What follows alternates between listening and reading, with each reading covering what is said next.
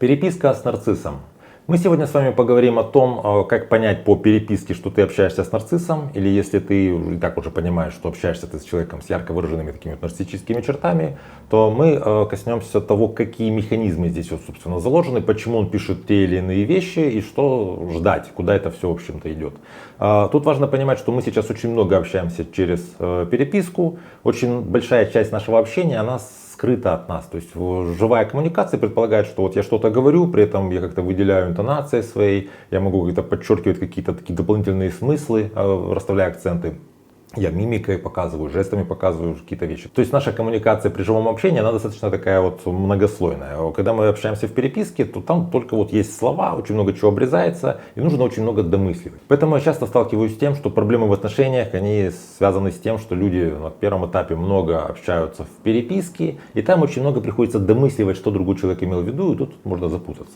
Меня зовут Евгений Масеев, я психиатр и психотерапевт, и сегодня мы с вами говорим о том, как по переписке понять, что ты общаешься с нарциссом, и как разобраться в его мотивах, почему он именно так ведет себя в переписке. Если эта тема вам интересна, ставьте лайк, подписывайтесь на мой канал, чтобы не потерять меня, и мы с вами начинаем. Первая вещь, на которую вам стоит обратить внимание, это если вот в сообщениях очень много такого лавбомбинга. То есть человек пишет вам какие-то такие перфектные вещи, он восхищается вами, восхищается тем, что вы вообще встретились. Как классно, что я тебя повстречал, судьба нас свела. То есть все такое какое-то вот как сиропом помазанное, такое вот в перфектных наклонениях, все наилучшее, какое-то ценнейшее, вот все так удивительно, все так совпадает, все так прекрасно. То есть очень много такого оптимизма и энтузиазма. Ну, казалось бы, если бы вот одно-два таких сообщения пришло, это были бы приятные такие светлые сообщения, которые как-то повышают настроение. Но этого очень много, это вот такой вот явный перебор. Дело в том, что здесь нарцисс восхищается вами так, как он хочет, чтобы вы восхищались им. Он, по сути, сеет то, что ожидает пожать. При этом он совершенно не уважает ваши границы. И это не вопрос какого-то неуважения к вам. Это вообще такая слабая сторона любого нарцисса. Люди с ярко выраженными нарциссическими чертами, у них, в общем-то, границы их заканчиваются там, где вот заканчивается вообще мир.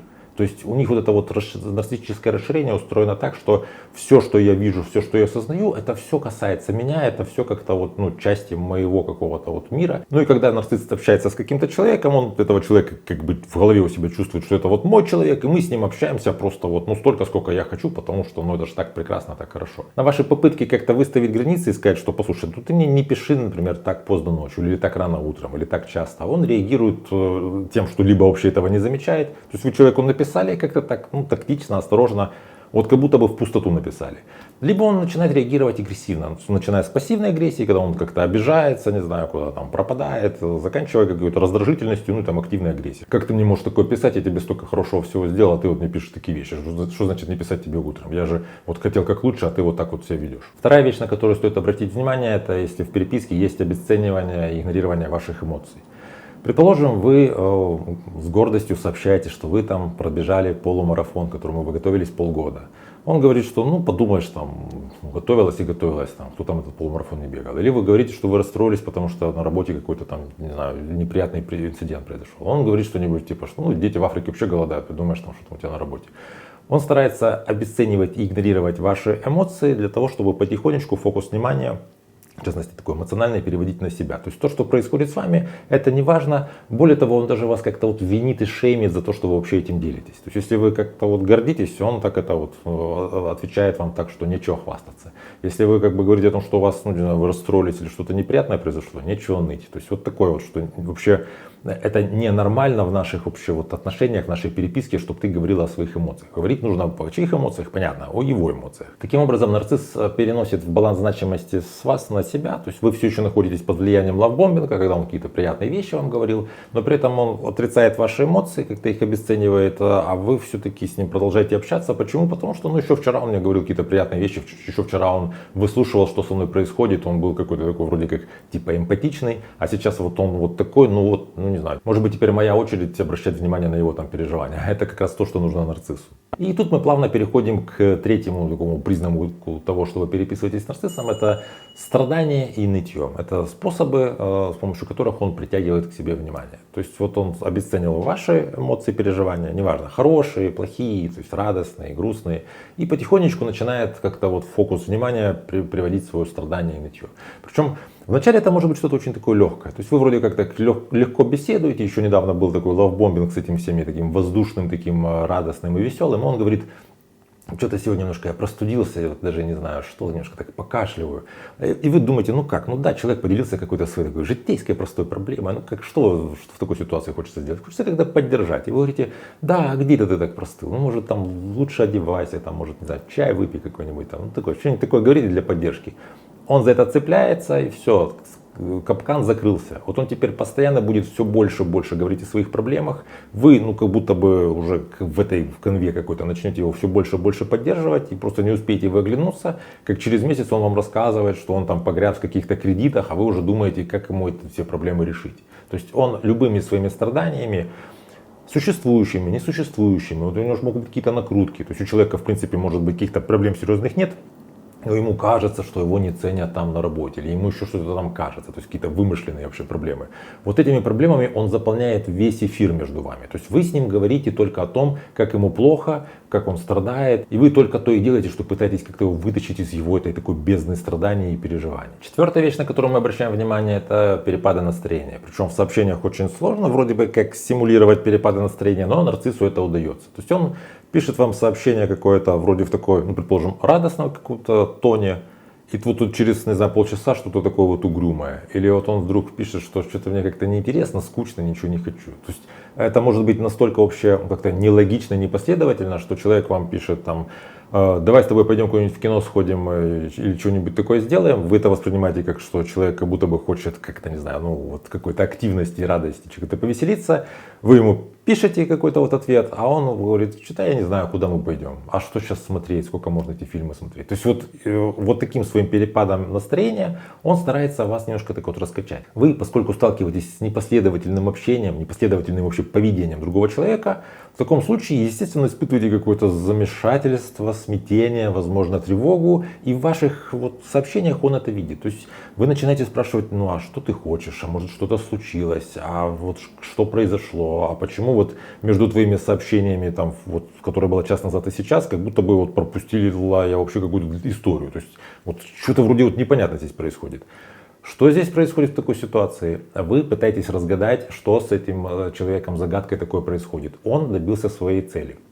Он своими вот этой вот демонстрацией перепадов настроения получил ваше внимание. Он понимает, что вы там сидите на той стороне и думаете, о чем он там думает. Вот мы с ним договорились, а он теперь говорит, что я вот не знаю, вообще приду или не приду, а как-то я себя плохо чувствую, еще ты вот еще. И вот получается, чем он больше как вот такой насыпет таких каких-то вот непонятных сообщений, чем больше будет чего-то такого тревожного и неясного, то есть по сути мутного такого, непрозрачного, тем больше он прям предвидит, как вы там сидите, переживаете и думаете о том, что здесь происходит. То есть вы разгадываете эту загадку, а он это тот самый человек-загадка. Ну и пятая вещь — это гостинг, когда человек становится как ghost, как призрак, такая манипуляция, когда другой человек вроде как вот его нет, он вроде есть, но его нет. То есть вот ему написали, а он сообщение не читает, хотя он в сети, чего он сообщение не читает, непонятно. Или прочел, там эти галочки есть, не ответил, или ответил что-то такое формальное, типа окей. Вы задаете вопрос, он пишет окей, да, или там отвечу позже. То есть какое-то вот такое поведение, когда он как бы, ну, вроде как есть, но его